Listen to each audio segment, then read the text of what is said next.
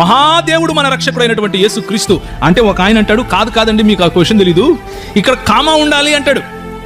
ఇక్కడ కామా ఉండాలి, మహాదేవుడు కామా మన రక్షకుడు అంట. నేను అన్నాను, మీరు గ్రీక్ ఎప్పుడైనా చదువుకున్నారా అని అడిగాను. గ్రీకు స్పెల్లింగ్ వచ్చా మీకు అని అడిగాను.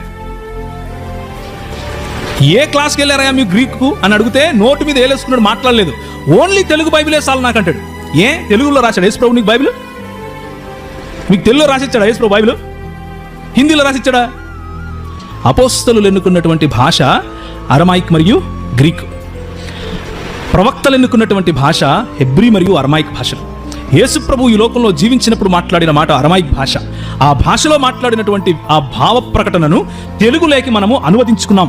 మన బైబిల్లో ఇంతింత అక్షరాలలో రాసి ఉంటారు. కళ్ళు గుడ్డిపోయాయా మనకు? ఏముంది ఇక్కడ? ఆదిమ హెబ్రీ భాషలో నుండి భాషాంతరం చేయబడింది. అది కూడా చదవా?